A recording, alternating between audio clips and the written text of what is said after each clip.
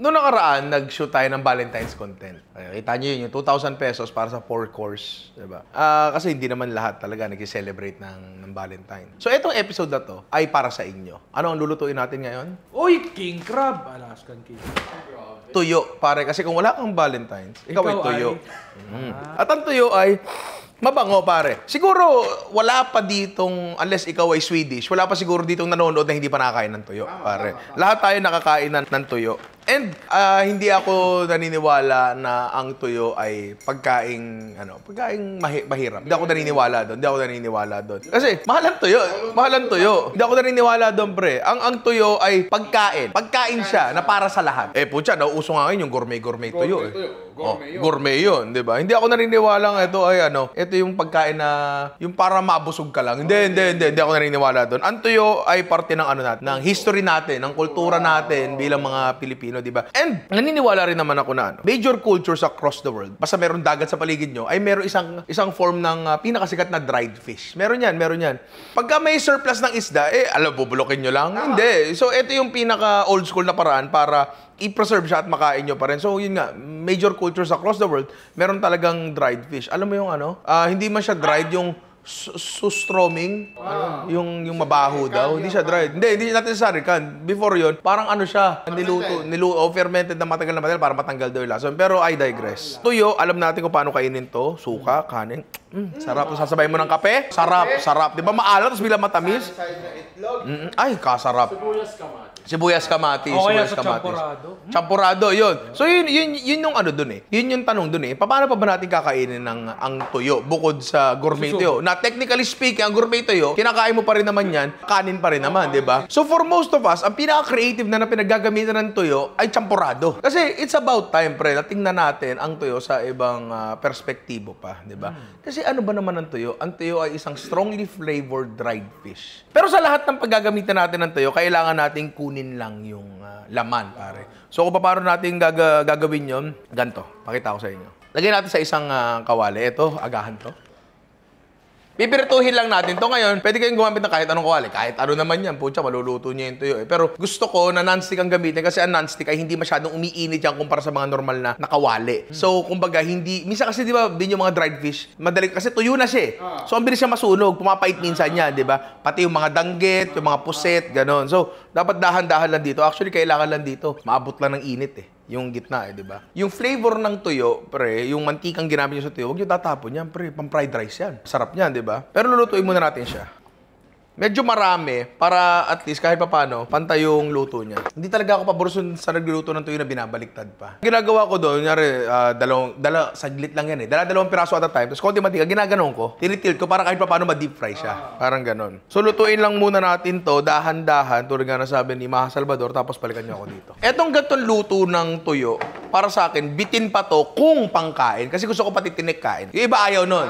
Yung iba ikaw, malamang tinitinikan mo, di ba? Kanya-kanya lang yan. Pero siguro para sa gagawin natin, para hindi masyado manipis yung laman at hindi siya mahirap tanggalin masyado, okay na to. Check lang muna natin ha. Kasi kung hindi pa, madali na ibalik sa mantika. Diba? Sinabi ko naman tuyo 3 ways. Hindi, baka wag yung 3 ways to kasi tuyo yung niluluto natin. O di tuyo 3 ways po ito. Sinimulan na po natin to. Ang bango. Palamigin lang muna natin to kasi tatanggalin natin yung laman nito. So cut mo muna yan. Tapos George, pingin kanin. Yung mga ulo, itatapon na lang natin. Hindi tayo nagsasayang dito. Mahilig ako sa ulo talaga. Hindi ako makain ng ulo, no? Dito. Pingin ako niyang kape mo. So maraming salamat mga inaanak sa panonood. Siguro, pahinga muna kami. Ilang linggo po. Bakit ba? Galit na galit kahapon niya. Tagal pa ka sa akin kahapon. Kasi baka di nyo alam, Valentine's Day ngayon. So galit na galit kahapon yung kalihiri, garant. Bakit daw parang wala akong regalo? Gagalit. Hindi ako nagagalit. Ang mga lalaki, November 1 pala, nagpaplano na kami pang Valentine's Day. Yun yun. Nialampasan namin yung Pasko, New Year. Wala kami pakialam dyan. Valentine's lang talaga. Wag naman yung parang bago mo. Kunin mo na nga to. So, nabusog na kami lahat. Okay na kami. Pwede na tayo magpatuloy sa content. So, kuha tayo na isang piraso. Actually, ito meron nabibiling mas mamahaling tuyo. Alam ko, nabili ko yun sa sa tabi ng Tondo Hospital. Yung area na amoy amoy tuyo. Puro dried fish kasi doon. Oy, maalat yung amoy. May nabili ako doon, mamahaling tuyo, pero makapal siya, mataba siya. So, mas marami siyang laman. So, tanggalin natin yung kaliskis niya. Ganyan rin yun lang. Yung sa bandang gitna lang. Tapos sa kabila rin. So medyo matrabaho siya ng konti. Medyo kailangan kasi pagka nakachamba ka nung medyo malalaki, ano sa lalamunan mo yun eh. Gaganon. Pero kung pangkain, wala. Paano mahihimas yan? Oo, diba? Wala, yari. Tapos, pwede nyo nang putulin yung ulo. Pero kahit mamaya na. Pero eto, kailangan nyo tanggalin tong part na to. Kasi ang tuyo, ano yan, generally, hindi naman nalilinis na yan. Kahit madurog, pre, okay lang. Ang problema yan sa gusto nating gawin. Ang na-amaze ako dun sa mga gourmet tuyo na buo-buo yung laman. Tapos eto, yung dulo na yan, kung gusto nyo isama, wala ang problema, yung laman pa rin naman yan. Meron nga lang mga ano yan, hindi, mga tinik-tinik na konti. Pero yung mga tinik na yan, oo, parang ano yan, pre, buhok sa ilong ng tito mong matanda na. So, pwede na kainin yun. Hindi yung buhok sa ilong ng tito nyo. Yung tinik ako. Tapos eto, babaliin nyo yung ulo, kasi hilahin nyo lang na ganyan yan. Papatuloy ko lang to nang hindi ako hihingi ng tulong sa iba. Kasi, ako ay... Independent person. Kasi, wala. Kasi, ako lang talaga gumagawa lahat. Tinan mo. Tinan nyo to. Maaari nyo matanggal ng buong ganyan. Kung may matirang konti-konting kaliskes, wala na masyadong problema doon. May nakaka-relate doon, oo. Diba? So, walang tutulong sa akin dito. Tatapusin ko muna to. Kasi ako ay a strong and independent boy. Cut. Pero kailangan maghugas ka ng kamay mamaya. Kasi baka makita nilang, may tuyo yung kamay ni George. Tumulong kay Ninong Ray. Akala ko ba si Ninong Ray lang lahat kasi si Ninong Ray ang star. Diba? Baka mabuwasan yung pagiging star ko dyan. Magiging Ninong George na. Ay, sir, ikakat ko na po, sir. Rolling ba? Parolin po. Jerome, wag mo lalagay ito. Sapakin ko buong angkan mo pera kay Tito Bird kasi tropa ko si Tito Bird. Ay, si Tita G. Ay, Si Tita G, hindi ko narinis na namin. Sorry, nahimay na pala namin. Nahimay ko. Ako lang. Nakikita nyo, naghihiwa ako dito ng bawang. Kasi ang una natin gagawin, malamang nakita nyo na rin sa thumbnail, ay hindi na to bago. Ano to? Ito yung sure na magandang... Sure to na magandang integration to ng tuyo kasi ginagawa na talaga to. Kasi ang aglio olio, sobrang basic lang ng lasa niyan eh. Bawang, pasta, olive oil. Pag nilagyan mo siya ng tuyo, ibig sabihin madadagdagan lang siya ng konting alat at umami. So gawin na natin 'yon. So may kumukulong tubig tayo dito. At lalagyan natin ng asin. Ngayon, pag nagluto kayo ng aglio olio, medyo hold nyo ng konti yung asin. Huwag masyado marami kasi ito rin yung technically pang-aalat natin dun sa pasta natin. Pero kasi maglalagay tayo ng tuyo, 'di ba? Tapos spaghetti. Gaya natin dyan. Huwag po natin putulin yung spaghetti, magalit po si Vincenzo. Gaganyan yan, lalambot naman yan, tapos tsaka nyo ganyan. Tapos, eto nakikita nyo, eto yung bawang na pang mani, yung maninipis. Yung ginagamitan ng cutter. Pwede ba kayong gumamit ng crushed garlic? Pwede naman siguro, pero para sa akin talaga. Pag aglio olio, ganito talaga yung hiwa ng bawang dapat, di ba? Pinakamanipis na kaya nyo, ganyan. Marami talagang bawang kasi isa rin to sa makakatulong para mag-form yung sauce ng aglio olio nyo. Kasi kapag naprito nyo to at napa-brown nyo, tapos binasa nyo siya, para siya nagiging water soluble. Alam mo yung peking bawang, yung parang cornic lang na tinimplahan ng garlic powder, magiging parang ganun siya. Tapos gawin natin yung bawang natin, lagay natin sa isang kawali. Tapos usually ginagamit dito olive oil. Ito gagamitin natin. Pero sayang yung lasa ng tuyo, yun yung gusto natin i-highlight, di ba? Kunin natin pinagpirtuhan natin. Pero hindi lahat. Konti lang muna. Yan, ganyan lang. Siguro about 30% ng total na mantikang gagamitin nyo, tuyo oil. Saka natin lagyan ng olive oil. Tapos hindihan natin yan. Tapos sabay natin niluluto yung pasta natin, tsaka technically yung sauce natin. So this is actually a dish of timing, pare. Tapos habang ginagawa natin yan, piyok-piyok pa ako. Sorry, nagbibinata. Dito yung tuyo natin. Yung tuyo natin, pwede yung i-chop na lang. Pero ito pakita natin. May mga buhok na tito nyo sa ilong, pre. Meron mga maninipis na tinik. And again, edible siya, okay lang siya. Kung di kayo naniniwala, kuha kayo ng buhok sa tito nyo. Sorry, hindi ko nagawa yung bit.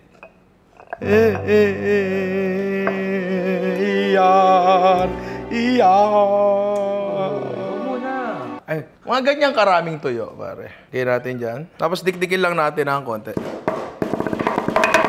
Lagyan natin dyan.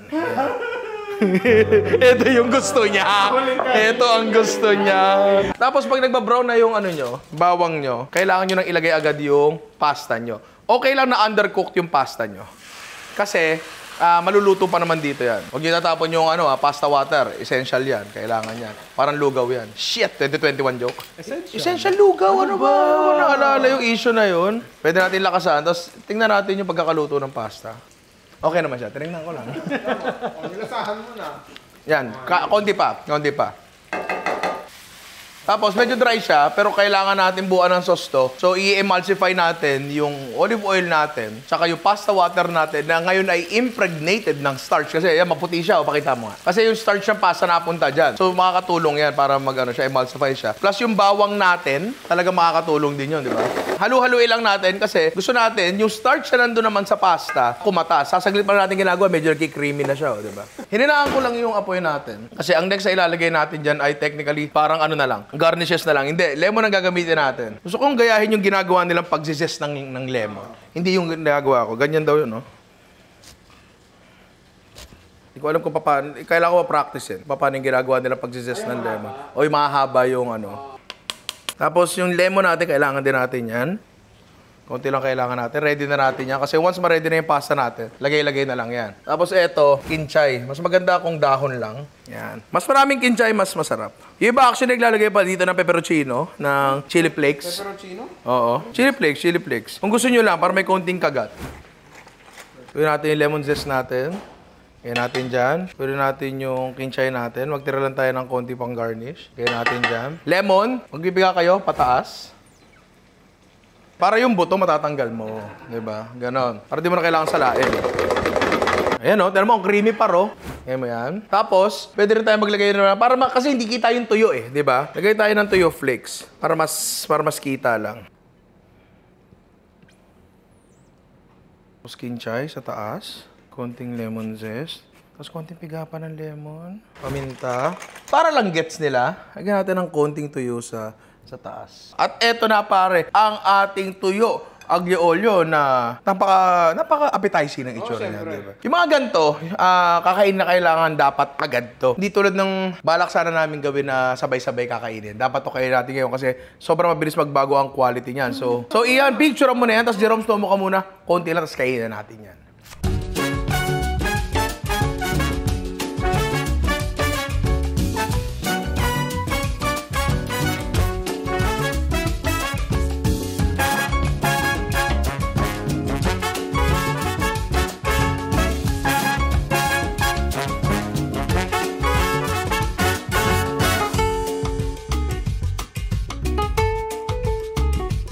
Para siyang may sauce kahit wala talaga tayong nilagay na strict na sauce sa kanya. Yung mantika niya, tsaka yung pasta water and yung bawang, yun ay naging sauce niya, di ba?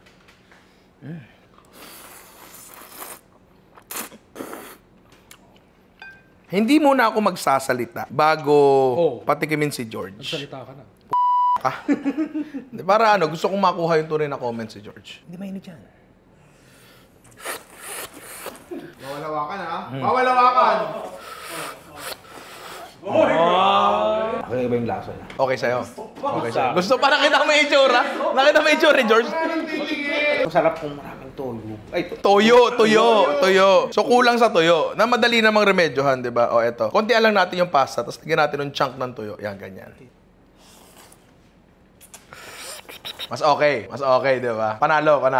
Simple lang, di ba? Kaya mo gawin sa inyo? Oh, yabang! Yan ang gusto ko, di ba? Tama na may sinabi ni George. Bagay talaga siya sa tuyo. Bakit kanyo? Tanong mo bakit? Ang tuyo bagay sa sinangag. Ang sinangag, predominantly, ang flavor niyan ay bawang. Eh, puro bawang to. Di ba? Ba't tumatalikod ka? Okay. ayun! Signal pag masarap. Tama lang, di ba? Okay siya. Balance. Yun yung perfect na word para sa siya to. Balance siya, di ba? Alat, tamis. Tapos, pre, ang ganda talaga rin itong technique na to. Kahit ilabas yung tuyo dito. Yung technique na paggawa ng aglio olio, medyo amazing eh. Kasi nagkakaroon siya ng sauce, di ba? Ang ganda ng mouthfeel niya. Hindi siya katulad ng gaganunin mo yan talaga. Hindi siya katulad ng mga pasta na sasarasahan mo halimbawa ng karne-karne, mga meat sauce. Ito, delicate siya. Pero hindi delicates, pare. Magkaiba yun, di ba? So ngayon, ito basic lang naman tong ginawa natin. Doon tayo sa susunod na putahin natin. Ito, hindi siya dish per se, pero pasasarapin ito ang kahit anong putahing lutuin mo. Gagawa tayo ng tuyo XO sauce. Usually, dito sa XO sauce, ang pinaka-main flavoring talaga dito ay dried scallops. Yung binili mo dati, kung naalala mo. Tapos, meron siyang para siyang chili sauce na malinam na masarap, di ba? Meron siyang hibe, bawang, the works, pare. Ito. Diba? Yan yung dried scallops. Pinood processor, kaya naghibla-hiblang gano'n. Tikman natin to. Hindi mo trip? Ba't gano'n yung itsura mo? Ano sa'yo? Ano dating sa'yo? Lasang incheck. Ano siya? Malinamnam and kung ito yung ilalagay mo sa siomay, kahit tigdo sa siomay mo, masarap to. Ako hindi, masarap to. Bawang, pwede naka-chop, pwedeng hindi. Gigilingin naman natin yan. Tulad na madalas ginagawa ni Willie. Tsaka nilito kamo. Meron tayo ditong hibe, tsaka yung tuyo natin na binabad natin sa mainit na tubig for 10 minutes, mga ganun. Para lang ma-rehydrate ng konti, di ba? Kung malalaki yung hibe nyo, kailangan nyo ibabad na mas matagal. Ito, maliliit lang naman eh. Yan, lagay natin dyan. Yan. Kung may masasama konti tubig, okay lang, walang problema. Lulutuin naman natin yan eh. Ngayon, yung amount ng sili na ilalagay nyo dito, nasa sa inyo na yan. Kung gaano kaanghang yung gusto nyo. Pero, syempre, mga kalahating kilo yan. Hindi naman, siguro mga 10 piraso. Siguro mga lagay tayo mga 50 piraso. Okay na siguro. Ang next na ilalagay natin ay, ang dami na ba yan? Sir, tama na po, sir. Kakain din po kami, sir. Hindi, konti pa lang. Marami na ba yan? Chili sauce naman yung ginagawa natin. O sige, tama na yan. Ang next na ilalagay natin ay Korean chili flakes para ma-ensure natin. Kasi Chinese, Hindi, para lang mapula. Para lang mapula. Yes, sir. Tama. Ba't di barbecue sauce? Nabuksan ko na eh, di ba? Yan. Yes, sir. Konti lang. Yan. Tapos, gilingin na natin to. Kulay pa lang. Wala pa, wag niyo munang husgahan. Naisip ko lang, sayang yung pinagbabara natin ng tuyo. So ilagay na rin natin diyan para mas magiling ng mabuti. Okay na yan. Tapos, next na kailangan natin ay bacon. Hindi talaga bacon yung original na ginagamit dito. Well, hindi na rin naman tuyo yung original na ginagamit dito. So I guess okay lang yan, pare. Yan, wain lang natin ng ganyan. Lagay natin yan dito sa ating kawali. Medyo marami siya. Gusto tutuin lang muna natin tong bacon hanggang Maluto. tama, parang medyo crispy ng konti. Hindi naman sobra, pero basta maluto siya. Pag medyo ganyan na siya, hindi naman totally crispy. Ilalagay uli natin siya dito sa food processor. Pero wag masyadong maraming mantika kasi kung plastic yung food processor nyo, baka malusaw. Pero doon nyo itama sa mga yung mga gulay-gulay. Hindi lahat Pwede kayo magtira ng konting may iwan dyan for texture. Gilingin pa rin natin to. Ganun lang, konti lang. Tapos balik natin dito. So, depende sa dami ng siling nilagay nyo. Baka maging siya, tear gas. So, George, pakibuksan na ang mga Hindi, konti lang namin nilagay kong sili dyan. Siguro mga lagay tayo mga 50 piraso. Okay na siguro. Sinabi mo rin yan bago mambulagin lahat. Tapos, hinaan lang natin ng konti. Yan, tapos timplahan na natin to. Dapat talaga to, Shaoxing cooking wine. Kaso, pumunta akong okay camp out no nakaraan. Yung event na Overland Kings, naubos ko pala. So, ito na lang gagamitin ko. Malayong-malayo ang lasa nito. Pero parehas silang alcohol na pangluto and I think ang pinakamahalaga naman talaga dito is kaya niya mag-carry ng alcohol-soluble flavors. Ano yan? Yung mirin to. Mirin. Oo. So, lagyan natin yan dyan. Tapos, oyster sauce. Ano ba yung oyster sauce mo? Ay, syempre! Nor. Oyster sauce, pare. Nor, baka gusto na rin pong kunin si Ian Jimena. Nor, hindi po marunong magluto si Ian Jimena. Ano lutuin lang po niyan? Pritong itlog na may Nor liquid seasoning. Masarap yun. Na-try ko na yun. Tapos toyo, normal na toyo. Tapos eto, nakita nyo naman yung kanina, exo sauce kanina, maitim siya. So eto gagamitin natin. Hindi yung toyo kasi para makuha mo yung itim na yun, sobrang alat na yan. Dark soy sauce ang gagamitin natin. Ginawa mong rolling pin yan. Medyo. Mamaya naman, mangingitim pa yan dahil magko-cook down pa yan. Tapos, Two-tone yung two-tone brown sugar to taste. Yung mga ganyan. Pero hold back nyo ng konti kasi naglagay na tayo ng mirin. Pero kung meron kayong Shaoxing, mas okay yun. Yan, tapos lulutuin na lang natin to. Papareduce natin hanggang lumutang ang mantika. Kapag wala na siya halos liquid, mantika na rin natitira. Tapos yung parang lagkit ng asukal. Okay na yan.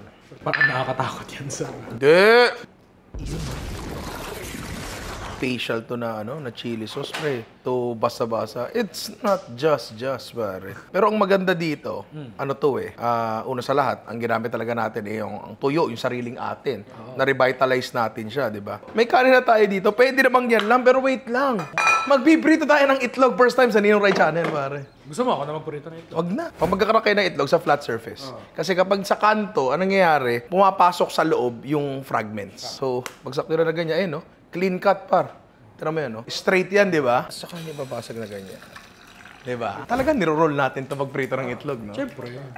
Just the tips, ulo-ulo lang, pare. Masarap yung ganyan sunny side of the itlog, pero bisa nahihilaw yung taas. Ito pa. Just the tips, ulo-ulo lang. Number 2, pare. Nagiprito ka ng itlog, lagyan nyo ng konting tubig.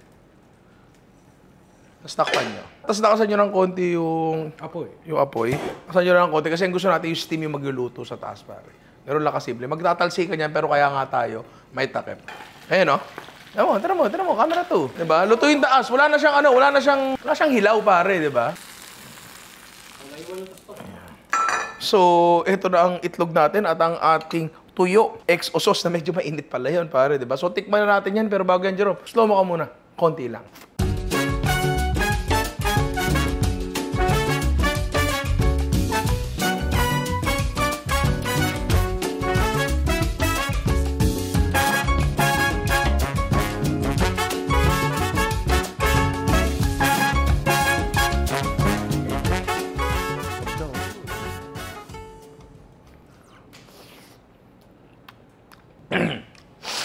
Halika dito.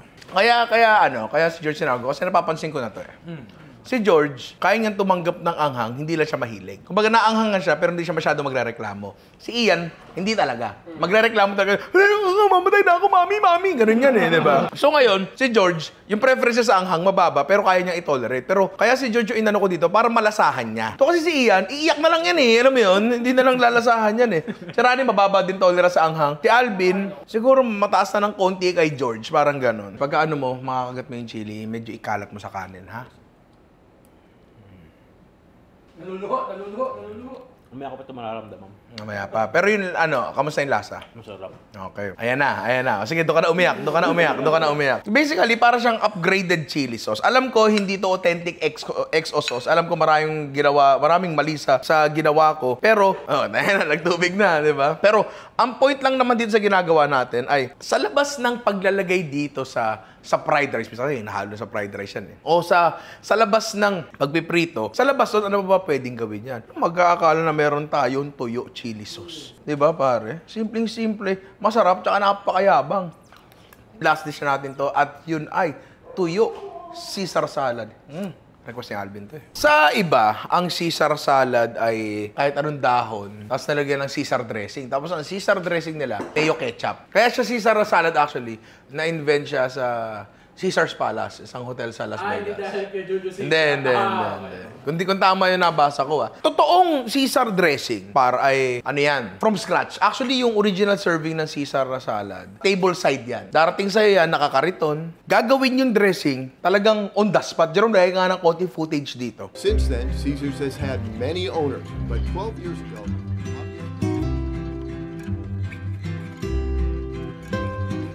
Kung hindi naman siya ganun kahirap, di ba? Yes. Kung hindi ka pa nakakagawa talaga ng totoong Caesar salad dressing, siguro this is the right time na gawin na yun. Ngayon, saan pumapasok ang tuyo dito, Alvin? Sa papalitan natin yung anchovies. Ang galing mo. Siyempre, nag-meeting tayo. Pinala ko lahat to. Oo, may anchovies yun. Kasi ang anchovies ay considered na Italian MSG. Yun ang tawag sa kanya kasi may umami siya. Pare, ang patis, ganun din naman. Tama. Di ba? Pampatis yung gagamitin natin, pero meron tayong fishy umami. Yung fishy umami ng anchovies ay kukunin natin mula sa tuyo. So, ganitong gagawin din natin. Tulad nung kanina, ikaw na naman. Gusto ko nang mag-move on iyan. Kasi ang anchovies, yung pre, nakalatang maliit, nabubuksan na ganyan. Ano yan, pre? Nadudurog yun. And yun yung gusto nyo. Kasi pasty siya, ipipaste mo siya, 'di ba? Ipipaste mo siya para ma-distribute siya ng maayos doon sa sauce, 'di ba? So ito gagawin natin. Kasi hindi mo rin mapipaste yan eh, 'di ba? So didikdikin natin 'to. Yung anchovies nga, pre, pag inano may tinik-tinik pa yun eh, 'di ba? May tinik-tinik pa ng konti 'yon. So dito okay lang din yung tinik-tinik na, wag yung gitna, wag yung spine, yung sa may dito. Yes. May tiyan. Para siyang yung labok sa palengke. Parang durog na isda. Okay. So, pwede nating itabi yan. At doon na tayo sa bago tayo gumawa ng sauce. Kasi yung sauce, actually pwede nyo gawin yan in advance. Pero mas marami tayong kailangan gawin ngayon. Tulad ng croutons. Bakit mainit yun? Hindi ko alam bakit mainit yun. Gawa tayo ng croutons. Ito, tasty lang yung ginamit namin dito kasi ito yung tingin kong accessible. Bread knife para hindi siya ma-squish. Ang bread knife siya eh. Alam mo gumamit ka dyan. Vegetable na. Ano ba yan? Bread. Anong gagawin dito sa bread knife? Bread knife. Paano yung kitchen knife? Paano yung... Sushi knife, sushi. Paano yung chef's knife? Yan. Tuwain lang natin ang ganere. Gentle lang. Lagariin nyo. Kaya nga siya may mga ngipin eh. May mga pagkakataon talaga na maganda ipatama yung ngipin. Pero meron din naman mga hindi talaga. Mas maganda sana kung mas makapal yung tinapay nyo. Pero use what you have, pare. Kung meron kayo sardo dyan eh, di ba? Ang angas mo nun. Pero kami wala eh. Lahat may sardo sa Pilipinas, maangas. Tandaan yan. Lagay natin sa bowl to. Ngayon, usually ang ginagawa dito, olive oil, timpla-timpla, ganyan-ganyan. Meron tayo ditong tuyo oil. Pare, okay. Hindi naman ganun ka-strong yung mantika namin dito. Kasi pre, alam mo pag nagluluto ka ng tuyo, talaga nangingitim yung mantika. Ito hindi eh. Tinan mo to. Medyo malinaw-linaw pa siya. 'Di ba? So, kasi nga, medyo light fry lang yung ginawa natin. So, yung lasa ng tuyo natin, medyo light lang din. Nandun, pero light siya. Alam ko, hindi naman nilalagyan ng anchovies yung lintik na croutons sila dun eh. Pero, okay, dahil na, andito na tayo eh, 'di ba? Sagarin na natin, let us maximize it, 'di ba? Lagyan na natin yan dyan. Konti lang. Saluin nyo agad. Be careful not to squeeze the bread. Paminta. Tapos, asin. Nasaan na yung ano natin? Hindi, iodized. Iodized salt tayo. Kung hindi nyo kilala si One Love Guillermo. At hindi nyo alam yung kantang yon. Sado ba kayong bata? Oo. Nalagay natin ngayon sa isang tray yan. Tapos, honestly, no, pwede nyo makuha yung croutons. Makuha yung malutong yan. Sa pan. Gisa-gisa lang. Pero dahan-dahan. 180 degrees sa baba, 180 degrees sa taas. Salang na natin yan. Timer muna tayo ako Ang gusto kong tina-timer dyan, mga 7 minutes o kaya 5 minutes. Tapos check. Ngayon, dun tayo sa susunod natin na technically ano siya. Ewan ko hindi ko talaga masyado sure kung essential to o hindi. Pero kasi may mga taong hindi na naglalagay nito. Pero I think magandang maglagay nito, di ba? Kasi ang susunod na gagawin natin ay crispy bacon. Ikaw, Babin, si Alvin kasi, matik yan. Kapag kakain sa labas yan, matik yan Caesar salad. So, ang Caesar salad ba na ang ine-expect ko, Babin, may bacon? Mas maganda ako. Pero hindi lahat, di ba? Hindi lahat meron. Hindi lahat merong bacon. Lahat ba may croutons? Hindi rin. Parang kapag may croutons, minsan wala ng bacon. Minsan pag may bacon, wala ng croutons. So, minsan naman, dalawa. minsan meron. So, depende talaga. Si Alvin kasi ang ano dito, Caesar salad connoisseur dito eh. Lahat ko na talaga. Kasi pre, parang 8 months mo nang request to eh. Ano mo yan? Ang goal ko talaga, isagad ng 24 months bago ko ito pa rin. Pero kumbaga, nag-ano na ako, bumigay na ako. Bakit yung request ko, 4 na taon nandun pa rin? Ano ba yung request mo? Laing. 2 taon pa. Wahi-wahi. Bacon, cold pan. Tapos, wala mo ng mantika. Check natin kung gaano kamantika itong bacon na to. Okay na itong bacon natin. Hindi tayo nagdagdag ng mantika dito.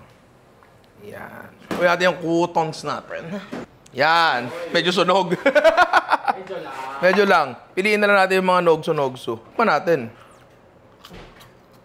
Ayun, tama. Hindi mo ramdam yung pagkatuyo niya. Para lang siyang savory croutons, diba? Meron tayong 6 na itlog dito. Ang kailangan lang natin ay yung yolk, pare. Hindi ko talaga masyadong alam kung anong gagawin mo sa mga tirang egg white. Kunyari may mga recipes na ganito. Pwede mong prito, alam mo yun. Kung masaya ka doon, feeling ko naman, di naman tayo lagi in the mood na kumain ng puti lang, alam mo. Pwede mo emerang, marami kang pwedeng gawin. Pancake na egg white lang. Leche plan. Leche plan na egg white lang. Kung ang egg yolk nyo ay may konting egg white, walang problema doon. Hindi magagalit si Caesar. Hindi magagalit. Ang hindi matutuwa si Caesar kapag may konting eggshell. No? Lahat naman ng sipon dito galing kay George. George, pingin pa ako 2. 8 na natin. Baka magalit si Alvin 8 egg yolk. Cremated Ian. Dahil dyan. Pwede naman kayo magdagdag sa huli nito. Wala namang problema. Dijon mustard or kahit anong mustard naman siguro. Ito ay ang tutulong para mag-emulsify. Tsaka maano rin yung lasa. Ayun, konting asin, madali magdagdag mamaya. Tapos, lemon, masahihin nyo lang para kumatas. Lemon, bigyan nyo lang muna ng konti. Nakalimutan ko lang lagyan, garlic. Pero yung garlic natin, halos paste na. O kaya, pwede naman ima-microplane yung ganyan. Kung wala kayong ganito, kunin nyo yung panggayat ng keso ng nanay nyo. Pero again, pwede nyo pwede kayo mag-paste gamit, may almeres na kayo Pwede nyo i-paste doon. May paraan din para makapag-garlic paste gamit kutsilyo, pero tsaka ko na ipapakita yon. Tapos, eto sa mga ibang recipes present to, sa mga iba, hindi. Worcestershire sauce, pre. Yan, konti lang. Tapos yung iba ka naglalagay pa ng hot sauce dito. Diba? Pero nasa sa inyo na yan. Pero ito yung basic. Mang Tomas. Hindi na hindi na Caesar salad to. Pero tomas salad na yan. Diba? Tapos, punin nyo yung tuwalya nyo. Paikot nyo ganyan. Saka nyo ipapatong. Para pwede na one hand. Hindi nyo na kailangan hawakan. Diba? Next yung ilalagay yung olive oil. Pero wait lang. Meron tayong dito. Tuyo oil. Ito muna, diba? Ito muna. Konti-konti lang. Dahan-dahan lang. Kasi kapag masyadong mabilis yung pag-i-introduce nyo ng mantika sa kanya, baka mabigla. Baka mabigla. Masak siya. De, baka lang hindi mag-form yung emulsion, mag-split yung emulsion. Ganyan pag nabibigla, nag-i-split di ba? Next na natin gamitin yung tunay na mantikang ginagamit dito, which is olive oil, pre. Medyo marami yung ginagawa namin dito, Pero para kay Alvin kasi ito Tsaka ganito, yung iba, ang turo sa paggawa ng mga gantong emulsion, talagang steady stream. Ganyan, bagal. Dahan-dahan na ganyan.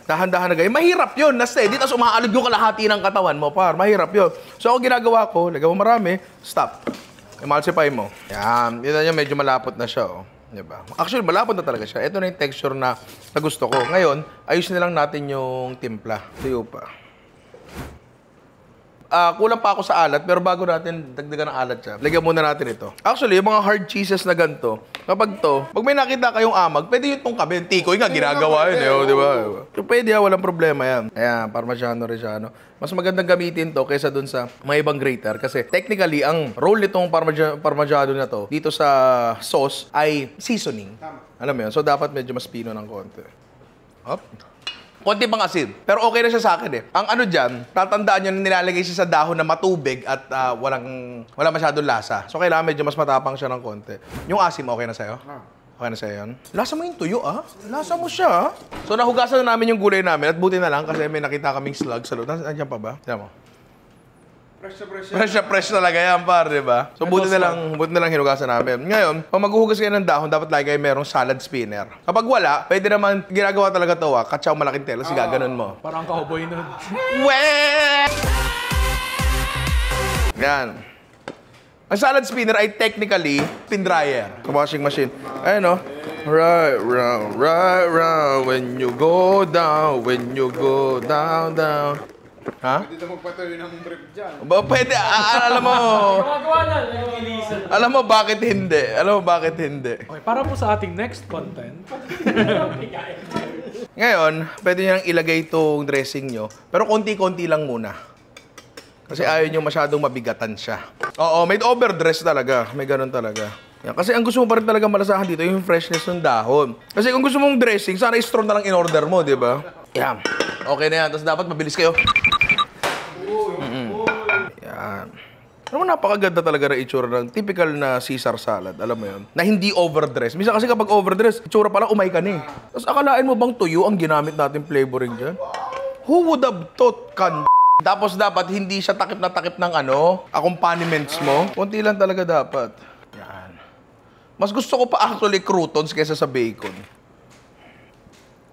Very fresh. Nakabili lang, galing gatas na. Yan ang sariwang Parmigiano Reggiano na hindi 2 years ago binili. Anong asul? Walang asul dyan! And last, ang ating smash to smithereens na tuyo. Kano yan, sir? Sino kakain? Siya. 7K. Grabe, sir. 700? Tingin ko, kunyari, makuha ko to sa halaga 700. Mahal, ang mahal nun sa 700, 350? Hindi, 350, okay sa akin sa 350 yan, di ba? Mura sa 350 yan. Lalo ko lahat ng paghihirap na ginawa natin, sila gumawa, di ba? Di ba? Ang ganda niyan, okay sa akin yan. So, paano ba yan? Tikman na natin yan. Pero bago yan, Jerome, suma ka muna. Konti lang.